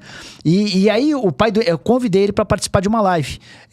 Já havia acabado a pandemia, mas o Endrick ainda não havia explodido, né? E aí, o pai do Endrick, nessa live, ele contou que ofereceu filho pro Santos, ofereceu filho pro Corinthians e tinha o filho jogando 2 vezes por ano no São Paulo. Porque quando você é abaixo do sub-11, você não, o menino não pode ficar hospedado lá, né? Eles moravam em Brasília. Então 2 vezes por ano ele vinha a São Paulo, a Cotia, e o menino ficava por um período lá, né? O São Paulo, o Santos e o Corinthians não quiseram empregar o pai do Endrick para que o Endrick pudesse ser contratado. Isso foi o pai que falou? O pai que falou na entrevista. O Palmeiras empregou ele. O Palmeiras empregou. Porque, assim, mas como é que foi essa... Porque o pai, com todo respeito, assim, mas é uma pessoa desconhecida, é difícil chegar qualquer um lá e falar, tenho meu filho aqui, já me emprega. Foi o que ele fez. Não, porque ele apresentava os vídeos. Eu tenho um vídeo, esse aqui é o meu filho, a gente gostaria de submeter a teste, vocês podem? Não, testado, beleza, gostamos. Só que a gente só pode pagar ajuda de custo. Mas ele chegou a fazer teste no Corinthians, no Santos? No Corinthians e no Santos fez teste. Ele fez teste. No São Paulo mais de teste. No São Paulo ele jogou. E os gols que ele fez demonstram... Você vê os gols demonstram que o moleque... Com a camisa do São Paulo? Pois é. E assim, depois dos testes, os clubes chegaram à conclusão que só poderiam fazer uma ajuda de custo de 150, 200 reais. Não dá pra empregar o pai. Você sabe qual que é o problema, Sr. Mani? Não tinha empresário bom. Mas é que tá, mas nessa época nem tem empresa. Não, sabe o que falta? O problema todo é falta de visão. Falta de visão exatamente isso. De quem faz a captação na base. Você quer ver, emprega o pai desse cara, velho. Esse moleque é fora da curva. Foi o que aconteceu no Palmeiras. Quem é o responsável pela... João Paulo Sampaio, não sou eu que tô dizendo, o pai dele me disse na live. O pai do Endrick falou assim, o Endrick só é jogador do Palmeiras hoje porque o João Paulo Sampaio... Exatamente. João Paulo Sampaio é o responsável... Por que o Palmeiras é a melhor base do Brasil hoje? Cara, tem grana, tá? Na dividida, o cara vai jogar no Palmeiras, porque tem dinheiro, e o Palmeiras hoje é uma grande vitrine, e porque tem um cara como o Sampaio, João Paulo Sampaio. Que banca. Fala assim, não, escuta, o moleque é bom. O pai dele... O cara certo no lugar certo. O João Paulo Sampaio falou, não, esse menino vai ficar. Você precisa ser empregado, tá bom. Você vai trabalhar na faxina. E o pai do Hendrick trabalhou durante alguns anos como faxineiro do CT do profissional. E aí surge uma outra história linda. O pai do Hendrick, que era muito humilde e que chegou com 15 anos de idade vir de caminhão, pedindo carona na estrada pra fazer testes em clubes paulistas, quando ele chega, ainda a temporada de teste já havia acabado. Então, com 15 anos, ele veio pra cá com a cara e com a coragem, não conseguiu o teste, precisou voltar pra lá. Mas isso ficou embutido na cabeça dele e ele fez com que o filho se tornasse jogador. E esse cara veio trabalhar como faxineiro no Corinthians para ganhar no Palmeiras para ganhar R$4.000 por mês. E aí os jogadores percebiam que esse cara nunca só tomava sopa. Um calor de 30 graus e a janta dele era sopa. O almoço era sopa. E o Jailson, goleiro que era reserva do Palmeiras, virou e procurou. O que tá acontecendo? Ah, é que eu tô sem dente e tal, não consigo comer nada. E o Jailson pagou um tratamento dentário pro pai do Hendrick. Hoje o pai do Hendrick que consegue comer tudo o que quiser. Daqui a pouco vai comer bife de ouro, será também? Já pode, porque no negócio de 72 milhões de euros... Com 90 milhões de reais. Pois é. Então... 90 milhões de reais. Agora é a hora de ter alguém que vai auxiliar um cara desse, entendeu? O São Paulo decidiu criar uma comissão, acho que não vai dar em nada, mas criou uma comissão parlamentar pra investigar... CPI do Hendrick. Se os responsáveis pela não contratação do Hendrick seguem no clube. Mas é assim... Não, mas eu acho legal. O cara... Quem que foi que não aproveitou o Hendrick? Foi ali o Zezinho ali. Zezinho, você tá fora. Esse cara tá fora. Esse João Paulo Sampaio é um fenômeno, cara. Mas é um fenômeno. E o Palmeiras tem alguns outros meninos extremamente bons. Um menino chamado Messinho, o apelido dele é Messinho. O nome dele é Estevão William. Esse apelido aí... Esse garoto já teve uma proposta de 40 milhões de euros do PSG. Ele tem 15 anos de idade. Já assinou uma intenção de um primeiro contrato, porque você só pode assinar o primeiro contrato com 16. Mas diante do assédio, o Palmeiras chamou o menino e fez ele assinar um contrato de gaveta para a partir dos 16. O Palmeiras também tem um outro menino chamado Luiz Guilherme, tem 16 anos, faz 17 agora em fevereiro. São muito bons. Então, assim, a categoria de base do Palmeiras é espetacular. Mas o Corinthians tinha o Lulinha lá também. Com os 300 gols na base. Mas sim, você não sabe se vai dar certo. Entendeu? Acontece. Mas né, de todos, assim, tomara que dê certo, porque a gente quer ver cada vez mais jogadores. O Jean Serra. Pois é, que tá 4 anos sem jogar. O Palmeiras... E o outro que era sósia do Neymar lá? Foi pro Vitória? Tem vários. Neilton. Isso. Tem o Neilton. Não vi mais ele. Tem aquele outro menino que foi capa do Marca, que era do Santos também. O Vitor Luiz, como é que é? Thiago Luiz. Thiago Luiz. Então, assim, o que mais louco nessa história do Palmeiras, que se transformou, é que o Palmeiras não tinha tradição nenhuma na base. Nenhuma. O Palmeiras não revelava ninguém. Não havia cultura do torcedor do Palmeiras em relação ao aproveitamento do começa com o Alexandre Matos, hein? Com o Alexandre Matos e o João Paulo Sampaio. Exato, os dois. O Matos contrata o João Paulo Sampaio. Exatamente. Quem contrata o João Paulo Sampaio é o Matos, E aí, sob desconfiança interna. Por exemplo, os outros dirigentes do Palmeiras tinham outros nomes. O Cícero Souza, que tá lá no Palmeiras até hoje, ele queria contratar o cara que hoje tá no Corinthians, Figueiredo, alguma coisa assim, André Figueiredo. Mas o Alexandre Matos bateu na mesa e falou, não, vamos trazer o João Paulo Sampaio, que trabalhou no Vitória. E deu autonomia pro João Paulo. Não basta só trazer o cara, você tem que dar autonomia pro cara trabalhar. Deixar o cara trabalhar. E assim, o Palmeiras não tinha tradição nenhuma. Não ganhava, a gente fala da copinha, mas não revelava jogador, não conseguia subir jogador. Hoje os caras... O Palmeiras revelou o Marcos, o Gabriel Jesus. O Gabriel Jesus e o Wagner Love. Período de 20 anos. Pois é. É muito pouco. Jogadores não eram aproveitados. Como o Elias, por exemplo. O Elias era da base do Palmeiras. Sim. O Elias que estoura. No Corinthians, Flamengo. Mas jogava de atacante no Palmeiras. E aí ele sai, os caras no São Bento ele vira volante, enfim. Não era um clube que tinha essa política, essa vocação que o Santos tem, que o Fluminense tem. Hoje o Palmeiras arrecada demais com categoria de base. E o Palmeiras deve já usar jogadores aí da base pra essa temporada, porque pelo jeito não vai contratar ninguém, é verdade isso? O Hendrick vai ser titular. O Piquerez tá na mira de quem mesmo? O Betis, mas quem tá indo pra lá é o Abner, jogador do Atlético Paranaense. O Atlético comprou o Abner da Ponte Preta por 10 milhões de reais. Na época o Corinthians até tinha interesse. O que o Atlético fez? Foi cacifou, pagou o valor da multa rescisória, 10 milhões de reais. Qual que ele fez com o Vitor Roque? Isso, 24 milhões, que parecia muito. Agora tá vendendo por 10 milhões de euros, tá vendendo por 55 milhões de reais. Mas não tem expectativa de grandes contratações. Então, não tem. O Palmeiras está em busca de um volante canhoto, porque já sabe que o Danilo dificilmente fica. Parece que já tava ouvindo agora no carro que já... A dúvida é se vai pro Nottingham Forest ou pro Mônaco. Só que a proposta que o Nottingham Forest fez não foi bem avaliada porque o Nottingham Forest queria pegar o jogador por empréstimo com a opção de compra depois de 3 jogos. O que não faz lógica nenhuma. A explicação é que o fair play financeiro impede que o Nottingham Forest compre direto. Agora. Só que pro Palmeiras é um risco. Por que eu vou vender pra alguém que vai 3 jogos? Mas e se ele no primeiro jogo se machuca? E se o técnico não coloca pra jogar? Não, nessa condição não vou vender. Então, a menos que o Nottingham Forest mude a uma partida ou alguma coisa assim, não vai ter negócio. E além do Nottingham Forest, há uma intenção do Mônaco de contratá-lo. O negócio do Mônaco seria bem interessante pro Palmeiras, porque o Mônaco topa colocar o Jean Lucas, que no Santos arrebentou. Então seriam 20 milhões de euros, mais o Jean Lucas em troca do Danilo. Aí há alguns pontos, o Danilo preferiria jogar na Premier League, no Nottingham Forest, o Jean Lucas não gostaria de voltar ao Brasil, o Palmeiras vai precisar aumentar o salário, vai precisar gastar um valor alto para cobrir o salário que ele tem lá, enfim. Mas o Palmeiras hoje trabalha com um volante canhoto e no máximo com um atacante canhoto. Isso tem muito a ver com a política de contratações, com o Anderson Barros, que é mais devagar, mas também com o Abel, que não quer um elenco inchado. Você não gosta do Anderson Barros? Eu acho ele muito devagar. Eu acho ele... primeiro que eu acho que ele precisa se comunicar melhor. Ele não dá satisfação pro jornalista, ele não fala comigo, ele fala com o palmeirense. E um cara que dá poucas entrevistas eu acho ruim. Mas mais do que isso, Sormani, eu acho que o Palmeiras... Ele morava lá no condomínio que eu morava no Rio de Janeiro. Na época do Botafogo? Na época do Botafogo. Do Botafogo. Eu morava lá. Como é que era a relação? Você quer saber uma coisa? Eu tinha uma relação maior com a mulher dele que fazia academia lá comigo no prédio, Roberta. Torcedor do Botafogo. Ele sempre tava trabalhando, ele tava fora. Ela não, ela chegava tarde, trocava ideia, batia papo, falava do Anderson e tal. Eu via de vez em quando ele andando assim na rua. Eu acho que ele precisa ser um pouquinho mais acelerado. Ele é um cara muito humilde. Não, sim. Ele teve um drama familiar muito grande, que depois eu conto pra vocês, entendeu? É um drama mesmo, entendeu? Eu olho com muito carinho por ele. Pra ele, por não, as pessoas que trabalham com ele falam, ele é muito gente boa. Não, dos caras mais honestos. Eu acho que ele fez bons trabalhos. Por exemplo, o Abel Ferreira, foi ele, é uma descoberta dele. Não, o Abel Ferreira, o Anderson só não caiu ainda por causa do Abel. Porque o Abel adora trabalhar com o Anderson. Mas eu acho que o Palmeiras precisava ser um pouquinho mais audacioso. Porque a distância dele pro Flamengo vai ficar cada vez maior. O Flamengo, por exemplo, trouxe o Gerson, já fechou com o Rossi, agora tá buscando... Não, tá bom, deixa o Palmeiras dar uma seguradinha, né? Para o São Paulo, o Santos e o Corinthians precisam chegar um pouquinho mais. Eu tô esperançoso em relação ao Santos. Vai lá, Santos, Sormani. Eu tô esperançoso, sabe por quê, Nicola? Alfina e o pessoal que nos acompanha. Eu acho o Odair um técnico muito bom. Muito bom. Eu acho o trabalho dele muito bom. O Santos fez contratações bem interessantes. Eu acho o Mendonça, não é aquele Mendonça do Corinthians. Se estiver chegando pro Santos, o Mendonça do Corinthians vai ter problema.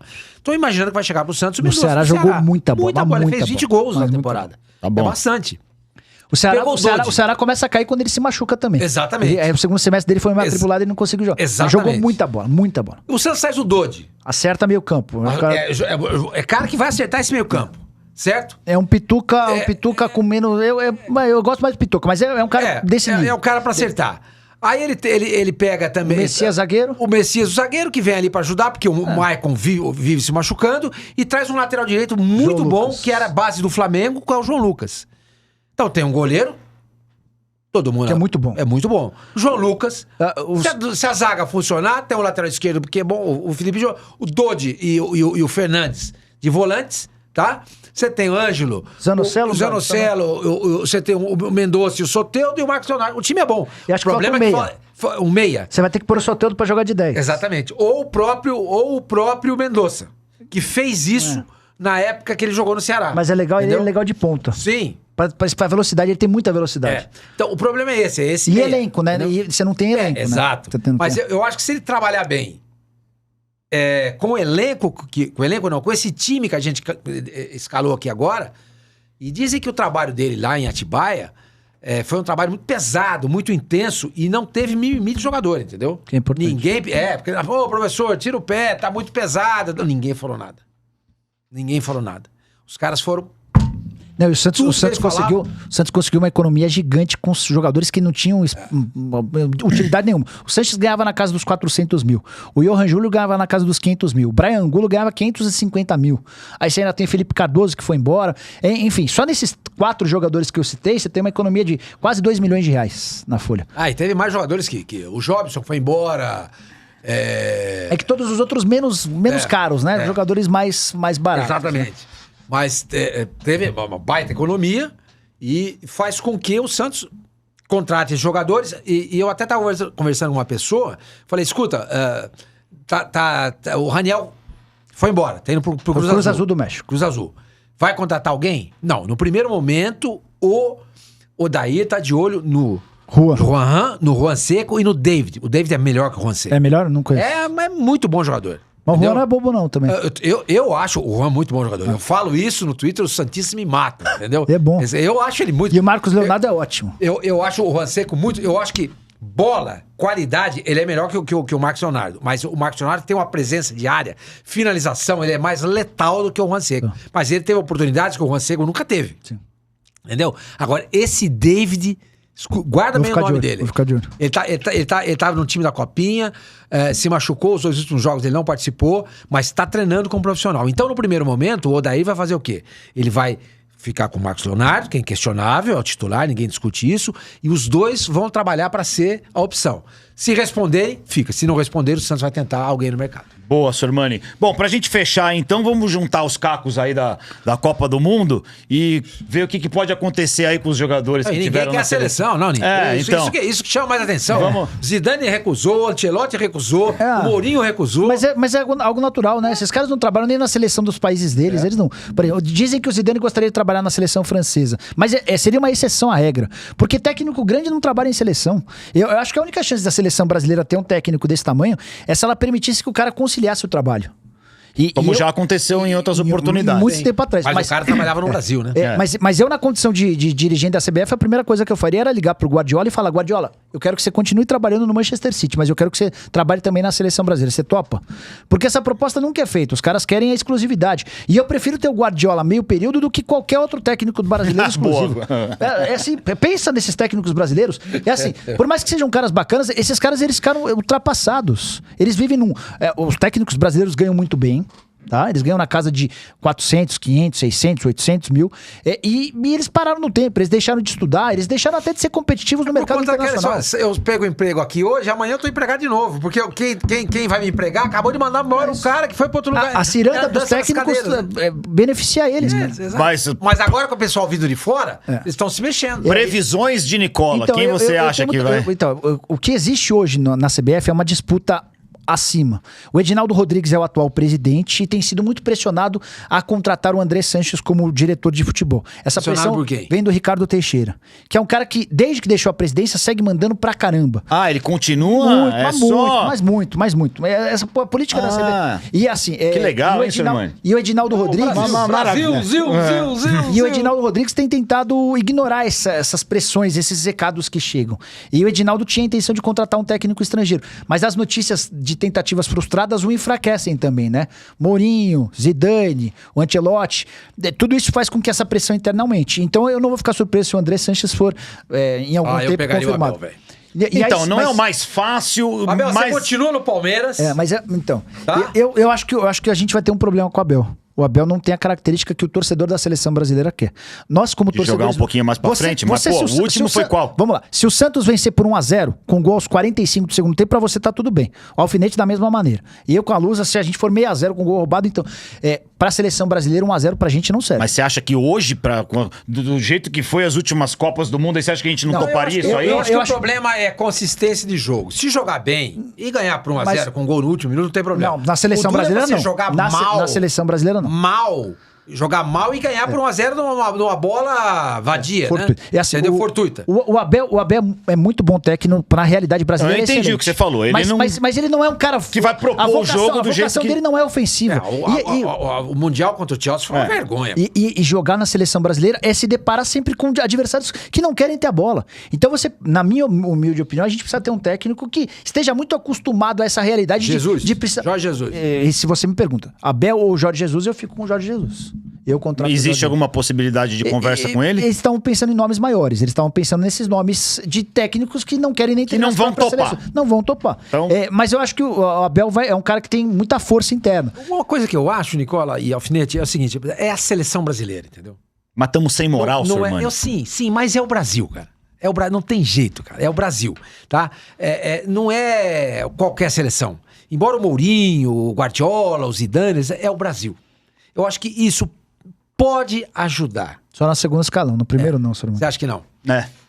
No primeiro não, cara. Já foi a nossa época. Não, mas porque assim, só pra explicar. É que o cara o técnico de seleção é frustrado, né, meu? O técnico de seleção, ele aparece a cada 2 meses. Ele não trabalha. Pro Guardiola, pro Klopp, pro Mourinho, esses caras estão nos holofotes todos os dias. Você tem jogo 4 e domingo. Tem que ser alguém que já esteja meio querendo dar um parando. É assim, e aí dentro, eu não contrataria técnico brasileiro, tá? Eu não acho que hoje seja o momento.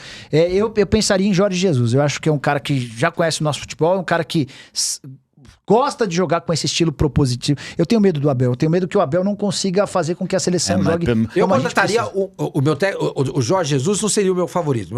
Meu favorito seria o São Paulo, mas ele é um cara muito difícil. É muito difícil. É um cara muito difícil. Na seleção brasileira não vai dar certo. Só pra fechar. Já tem uma Copa do Mundo no currículo. Péssima, experiência horrorosa. Exatamente. Relação mas já muito teve uma Copa do Mundo. E esse é o problema. O dia a dia dele. Mas como não é clube, ele é uma e a seleção se encontra a cada 2 meses, talvez desse certo. Talvez desse certo, entendeu? Tenho medo das relações. Mas só pra terminar, uma sugestão de nome. Eu entrevistei na segunda-feira o Gustavo Grossi, que é o diretor esportivo do Internacional. É um cara que trabalhou 5 anos com o Marcelo Galhardo no River Plate. E hoje ele cuida de... Ele deu uma entrevista, inclusive, na época na ESPN. Você participou isso, exatamente. Né? E aí eu perguntei pro Grossi sobre o Marcelo Galhardo. Eu falei, por que ele não vem treinar times brasileiros? Ele fala, porque não há a mínima possibilidade de o Galhardo submeter a, depois de 3 derrotas, ser demitido. Ele não trabalha assim. Ele gosta de trabalhos de, no mínimo, 3 anos. Eu falei, e seleção brasileira? Ele falou, eu acho que seria uma linda ideia e eu acho que ele toparia. Ele até deixou bem claro, não houve nenhuma consulta da CBF, né, nada disso. E aí eu queria deixar a pergunta pra vocês. Vocês contratariam o Marcelo Galhardo? Difícil, hein? Eu não tô... Um argentino na seleção brasileira. Você falou do São Paulo? Sim, mas o São Paulo é um cara que teve uma passagem pelo futebol brasileiro e já rodou em vários lugares, entendeu? É um cara daqui, dali... Mas você me falou, você tem razão. O São Paulo é argentino. Não, eu sei, mas não dá. Era o Marcelinho Carioca jogar no Palmeiras, Paulo Nunes no Corinthians. Não ia ter paz, não ia conseguir. Infelizmente não ia dar certo, embora seja um dos caras aí, mas não. O Galhardo mais argentino do que o São Paulo. Não daria certo. Dorival, porque até já trabalhou no Chile. Dorival ou o Galhardo pra seleção brasileira? Fala isso pra eles lá. Não, Dorival e o Galhardo? O Galhardo é mais técnico, né? Renato Gaúcho ou Galhardo? Não, você é o presidente da seleção. Eu sou o diretor. Você vai falar, eu vou buscar. O que eu se eu sou o presidente da CBF, eu falaria o seguinte: não. Você tem que buscar nesses nomes lá na Europa. Não consegui. Já tentei todos. Agora a gente tem o Renato Gaúcho e o Galhardo. O que a gente faz? O Galhardo. Mas é de Argentina. Mas vai ele. Tem algum brasileiro que você contrataria antes do Galhardo? Talvez o Dorival. Eu não. Talvez o Dorival. Eu acho que o Dorival ainda não atingiu o nível pra... Se bem que a gente pode falar que teve Dunga aí, teve um monte de gente mais técnico que o Dunga. Né? E o técnico da seleção da Argentina que foi campeão mundial era interino. Era interino, é verdade. Pra gente fechar aqui, o Neymar deu uma declaração esses dias falando que não joga bola pra ser o melhor do mundo e ganhar chuteira de ouro, ele joga bola pra ser feliz. Mentira. Mudou o discurso. Mentira. Não, ele joga bola... Ele nunca vai... Mas falou isso agora.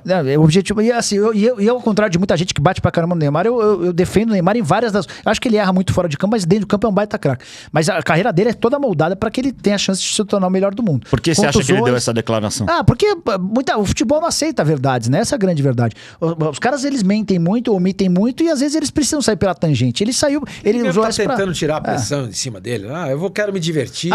Até porque tá cada vez mais difícil ele ser o melhor do mundo. Eu acho que já passou. Então, eu só toquei nesse assunto porque eu queria saber o que você acha que vai acontecer com a carreira dele agora. O PSG tá colocando mesmo pra vender, não tá? Então, as informações vêm de lá, mas eu não sei até que Ninguém tem condição de pagar o que ele ganha. Os caras não vendem por causa disso. Ele ganha uma fortuna por mês. Uma fortuna. Não dá. Como é que tá o clima pra ele lá? Ele tem contrato até 27. Não, eu sei, mas com o Mbappé, com o Messi... Mas a relação dele com os jogadores... Em quase todos os clubes que ele passa é ótima. Com o Mbappé, que era ótima também, o Mbappé deu uma deslumbrada, né? Com a renovação do contrato, o Mbappé se sentiu dono do vestiário. E o Mbappé é quem mudou com as pessoas. Mas o Neymar tem vários problemas, menos com os atletas. Você pode reparar, no Santos, no Barcelona... Não, ele é querido pelos jogadores. Na seleção brasileira, ele é adorado pelos caras. Porque ele parece ser um cara, de fato, com os parças dele, ao contrário de várias outras estrelas. O Messi, por exemplo, no Barcelona, o Messi escolhia quem ia jogar e quem não ia. Mas escolhia mesmo? Pô, levou o Tata Martino Acabaram de... Vazaram algumas declarações, depois você vai pesquisar. De gente que era da situação e hoje virou oposição no Barcelona, chamando o Messi de anão anabolizado, que escolhia quem ia jogar, que uma vez, depois de uma derrota, ele mandou mensagem pro presidente pedindo para que abaixasse o salário de todos os jogadores, menos dele, do Luizito Soares. Assim, esses caras que se tornam muito grandes, eles nos vestiários, eles acabam... Mas o problema é que o Messi entregou tudo, né? Não dá pra você falar nada, né? Então. Não dá pra você falar nada, tipo entendeu? Não dá. Se ele falar, o cara é um filho da mãe, o cara fez não sei o que lá, ganhou o quê? Ganhou E tudo. essa declaração vem depois dele ganhar a Copa do Mundo. Então não é hora de ficar quieto, não é hora Entendeu? de Isso que é igual o Romário. Você pode... Puta que pariu, o Romário era chato. Eu acho que o Neymar teria chance de ganhar, de ser o melhor do mundo se o Brasil fosse campeão do mundo. Claro, Não se dá. tivesse chance... Não dá. Agora... E daqui 4 anos ele vai estar com 34 anos e esse Haaland vai estar voando. O Mas não vai Mbappé jogar tá a Copa, voando. né? Mas não vai jogar a Copa, né? Eu não sei se ele... Eu acho até que ele não joga. dá pra saber, né? Eu acho até Às que vezes ele a joga. Gales o Haaland chegou... não, o Haaland não. Mas Gales chegou, porque a Noruega não pode jogar. Exatamente. Mas não vai fazer... O Lewandowski foi pra Copa, você viu ele? Esses caras dependem mas do o time. Lewandowski ganha 2 bolas de ouro? Jogador como o Polônia, não importa a seleção. O Haaland vai ser o cara porque tá no City. Ele vai ganhar a bola de ouro porque ele joga no City, vai ganhar Euro. Euro não, vai ganhar Champions, vai ganhar Premier, vai ganhar isso, aquilo. A mesma coisa vai acontecer com o Mbappé. Daqui a pouco o PSG vai bater campeão em algum lugar, entendeu? E se bater campeão, os holofotes vão estar no Mbappé, não vão estar no Messi nem no Neymar. Concorda, Concordo, Nicola? acho que é por aí. Você acha que o Neymar deve continuar sendo convocado para a seleção? Não, a menor dúvida. Não, o Neymar essa história de que a seleção sem o Neymar é melhor... Não, mas a Copa Os já jogadores acabou. não entregaram, né? Não. Mas a Copa você já... esperava do Rafinha, Pois é. ele não fez nada. Pois é. Você esperava do Paquetá, ele não fez nada. Até dos reservas, porque os reservas quando Mas você tiveram a esperava chance... muita coisa do Paquetá? Eu acho que sim. Mas, pô, a Acho gente que sim. tinha uma expectativa. Ô, Alfinete, acho que a gente perdeu uma baita chance de ser campeão, cara. Eu também acho. Porque a seleção brasileira tinha uma defesa espetacular. Mas você já reparou que a gente fala isso toda vez que o Brasil perde a Copa? Mas essa mais do que qualquer outra. Se você me convencer do contrário, desde que a seleção brasileira foi campeã em 2002, eu acho que não havia uma seleção tão pronta quanto essa. Essa seleção 2010 era mais fácil ganhar. Cara, a gente tinha a defesa muito... A gente ia pegar o Uruguai na semifinal. Peraí, vai. A gente tá discutindo até em questão de elenco, E a final ia ser contra a Espanha, que era aquele time que... não dava pra ganhar, era o tic-tac, ia perder. Você acha que ia perder? Lógico que ia perder. Não ia nada, seu irmão. Não, a gente tinha uma seleção... A gente perde pra Bélgica, a gente perde pra Croácia, não ia perder pra aquela Espanha? Essa seleção de hoje, ela tinha uma defesa. O Brasil não ia ganhar da Argentina, boa. desculpa. O Brasil ainda bem que perdeu pra Croácia. Eu não sei, não. Não ia passar pela Argentina. Eu não sei, ia não. passar, a Argentina Eu é não sei, campeã do mundo. Não sei, não. O Brasil não passava pela Argentina. Senhor Mani, a Argentina foi campeã do mundo passando quantas vezes pelos pênaltis? Dessa Copa do Mundo? 3. Contra a Holanda, foram 2, né? Contra a Holanda. Holanda e a final. E a final, acho que foram 2. A Austrália foi às oitavas, passou no 2-1, quase tomou o gol no final. Aí foi na sequência pegou a Holanda. A semifinal foi contra a Croácia, que não... Então, foram 2 pênaltis. Então a Argentina foi campeã. A gente bateu no pênalti e acabou sendo eliminado. A Argentina foi 2 vezes a decisão para pênalti e passou. Então eu não sei se a Argentina passaria pelo Brasil. Eu acho que a gente Era a Copa América aqui no Maracanã. Pô. Mas também que era a final da Copa do Mundo pra eles e pro Brasil era jogo de casa eles contra solteiro. Começa a semifinal contra o Brasil e pros outros jogadores. Eu acho que a seleção brasileira adotou um comportamento muito pouco corajoso contra a Croácia, aceitando um jogo que pros croatas era... A Croácia queria levar a decisão pra pênalti, porque tinha um goleiro que até pensamento... Cara, eu não gosto nem de lembrar desse jogo, cara. Eu não gosto nem de lembrar. Eu acho que a gente precisava... uma das lições é assim, precisamos ter goleiro, se não titular no elenco, que tenha condição de pegar pênalti. Lógico, o Alisson parecia o Muralha. O Alisson é excelente goleiro, tá? O Alisson você vai pra uma Essa semana já entregou aí. Mas ele é muito bom goleiro. O meu goleiro seria o Ederson, mas eu acho que o Brasil, tendo o Alisson, o Ederson não é o problema. Só que o desempenho do Alisson nos pênaltis foi muito ruim. Se você tem não só nos pênaltis, né? Na Copa... não, acho que foram não. 2 só. Você é um cara bom de estatística, depois você vê. Parece que em 2 Copas foram 8 bolas no gol. Quantas entraram? Pô, contra aquele gol aquele gol do De Bruyne Quantas na Copa entraram? de 2018, É questão de achismo, né? Pra mim, se é o caso, o Cássio pega. Foram 8 bolas no gol, se não me engano, o Alisson tomou 6 gols em Copa. Não adianta. Foram 8 bolas. Ele defendeu 2 bolas. A bola em 2 que vai Copas no gol do Mundo. entra. Então esse goleiro não pode. Numa competição que você tem chance de ser campeão nos pênaltis, você tem que ter um goleiro que pega pênalti. Não, mas nem que você troque na prorrogação, porque o cara não foi nem na bola. E assim, quando o goleiro... Às vezes o goleiro nem pega, mas só dele começar a ir na bola, chegar perto, o cara que vai bater, assustado. O próximo que vai bater, ele às vezes muda a batida dele. Então a influência se dá também por isso. Agora, o cara da Croácia vai bater. Ele bate na esquerda, o goleiro cai pra direita. Aí o outro bate no meio e o cara vai pra esquerda. O cara fala, pô, tá tranquilo. Mas isso é muito real. Vou perguntar um negocinho? Pra fechar, hein, senhor Vocês viram aí, a CBF tava consultando a Nike, né, que é a fornecedora de material esportivo, que não tem acordo, para tentar mudar a camisa da seleção brasileira. Por umas questões políticas, tá? O amarelo ficou muito relacionado a um partido, a um presidente. Não vamos citar nomes aqui, né? Porque não é o caso aqui, né? Porque a gente evita fazer essas coisas aqui. Então, a CBF estaria propensa a mudar a cor da camisa da seleção brasileira. Que tal? Eu acho uma enorme bobagem. Não, porque assim... Porque mudou, né? Não é, em 50, quando perde a final, né? Era aí branco, muda, era branca, muda pro Mas pro tem um estatuto, né? Que eu acho que teria que mudar o estatuto. Porque pelo estatuto o Brasil não pode jogar com outra cor que não seja o verde, o amarelo ou o azul. Tanto é que sai camisa preta da Nike, sabe o quê? Mas não pode jogar. Teria que mudar o estatuto. Acho uma grande besteira. E aí eu acho que não seria o caso de aposentar a amarelinha. Seria de lançar uma outra... A ideia seria, pelo que eu li, seria aposentar. Não dá pra aposentar a camisa amarela do Brasil. É a camisa mais emblemática da história do futebol mundial. Nenhuma camisa repercute tanto. Não, eu sei, mas eu entendo o que... Porque eu só tô dizendo que eu estou favorável. O responsável por essa ideia... colocando... O responsável por essa... Mas você gosta, senhor Mano? Da ideia? Eu acho o uniforme do Brasil feio.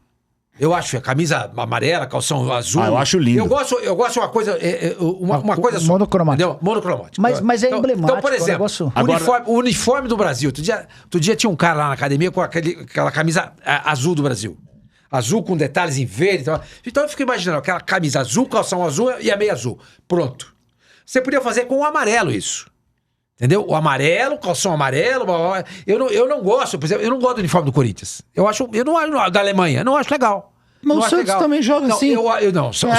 Como não, senhor Mani? Não joga inteiro de branco há não sei quanto tempo. Toda hora tem que mexer na meia. Calma. Lógico, falo mal do Corinthians e fico bravo mesmo. O Santos, por exemplo, joga inteirinho de branco. Entendeu? Eu não gosto do uniforme do Palmeiras. Eu acho que tem que ser uma coisa só. Eu gosto de times que tem uniforme de cabo a rabo. Você pode mexer numa meia. Numa meia você pode mexer. Não teria problema nenhum. Mas pra mim, calção e camisa de cores diferentes, eu não gosto. Não, você tem direito de não gostar. Mas eu não mexeria na camisa da seleção, algo emblemático. Não tem nada mais. Não, mas eu entendo que é um problema pra CBF isso. Mas é um problema momentâneo. Pode ser que seja momentâneo, mas que é um problema que existe porque tem muita gente que não usa mais. Então acaba virando... Tem muita gente que não usa mais. É um problema que a CBF... Tem um amigo meu que quando ele foi comprar camisa pros filhos por causa da Copa do Mundo, ele comprou azul. É um problema pra CBF que surgiu. Entendeu? Porque a camisa amarela tá veiculada politicamente. Ela tem uma conotação política muito grande. E isso tem preocupado os dirigentes da CBF. Eu acho que se os caras forem por esse caminho, eles vão estar indo por um caminho completamente... Nenhuma outra camisa no futebol mundial é tão emblemática. Talvez a do Santos do Pelé, a branca do Santos.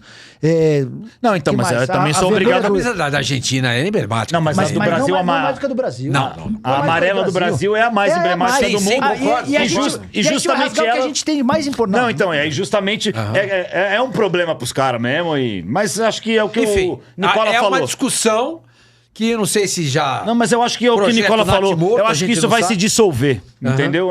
Não deve ser uma coisa permanente, né? Acho que momentaneamente existe esse impasse aí, mas eu acho que isso aí vai acabar se resolvendo, como sempre se resolvem as coisas nesse país, senhor Mano, de um jeito ou de outro. Dá uma mexida sei lá, não sei. Mas É uma pauta legal. Ligar pro teu amigo Edinaldo e perguntar se você tem relacionamento com ele. Né? Vou mandar uma mensagem. Eu acho que é um negócio legal pra você fazer um vídeo lá no seu canal. E é polêmica essa história, hein? Se é verdade, se estão pensando, procura alguém da Adidas, da Nike, entendeu? Boa. É uma história. Eu li isso aí em algum lugar. A Nike não sai nunca de lá, né? São valores muito altos, né? Cifras gigantes. E a CBF, eu falei do Flamengo que gira na casa de 1 bilhão, a Nike é outra que... A Nike não, a CBF é outra que fatura sempre perto de 1 bilhão. E, inclusive, é uma das minhas cobranças. Eu acho que a CBF tinha obrigações muito maiores com o futebol brasileiro do que só com a seleção. Por exemplo, séries D, E, F, G. Por que a gente não tem mais séries nacionais? Por que a gente não emprega os clubes? Exatamente. Os estaduais são uma grande falácia, porque eles empregam os caras por 3 meses e depois os jogadores ficam desamparados. Fica 9, a gente precisava ter mais divisões. A CBF não premia bem. O campeonato dela, que é a CBF, que é o Campeonato Brasileiro... 33 milhões de reais, ou pro campeão 35 milhões de reais. Não. Aí, se você somar tudo... Copa do Brasil é o que mais paga. Não é verdade. O campeonato que mais paga é o Campeonato Brasileiro. Porque você tem que somar tudo. Você tem que somar participação, tá? Tem cota fixa. 40% vai pra todo mundo. Aí você tem cota por... Mas é direito de transmissão. Não. Você só não pode esquecer que você tá falando de um campeonato de 8 meses, com 38 rodadas, Sim, né? ok. Se esse campeonato não pagar mais do que a Libertadores com 12 jogos... Claro. Então você tem o dinheiro, você tem 40% fixo, que vai pra todo mundo igual, tá? Aí você tem... 30% pela classificação final do campeonato. Classificação. Então você tá premiando... E 30% pela audiência. E o outro pela audiência. O campeão brasileiro sempre fatura mais que o campeão da Copa do Brasil. Sempre. Mas joga muito mais, por muito mais tempo em rodada. Joga mais. Tem muito mais custo. Muito tem mais custo. mais. Tá, pai, se você colocar no cotejar ali valor, grana, número... O campeão brasileiro ganha mais que a Copa do Brasil. Mas se você dividir por número de jogos... A Copa do Brasil é muito mais... A Copa do Brasil tem o quê? 14 jogos? 12, né? Depende do time que entra na fase, depende da fase que o cara vai entrar. Entendeu? Então E acho que ela deveria remunerar melhor. E na Série B, por exemplo, eu acho que ela deveria zerar nos campos. Sim. Todo começo do ano. Reforma o campo. Agora só vai cuidar. No mínimo. Eu tô reformando o gramado, a série B, C e D. Tô reformando, o senhor cuida. Senão no ano que vem o senhor não vai ter isso aí de novo. E dá um dinheiro um pouco melhor. Porque a CBF fechou no azul em tantos milhões. E os clubes? Sormani, a CBF tinha helicóptero e avião. Compraram um jatinho? Tinha helicóptero e avião. Pra quê? Bom...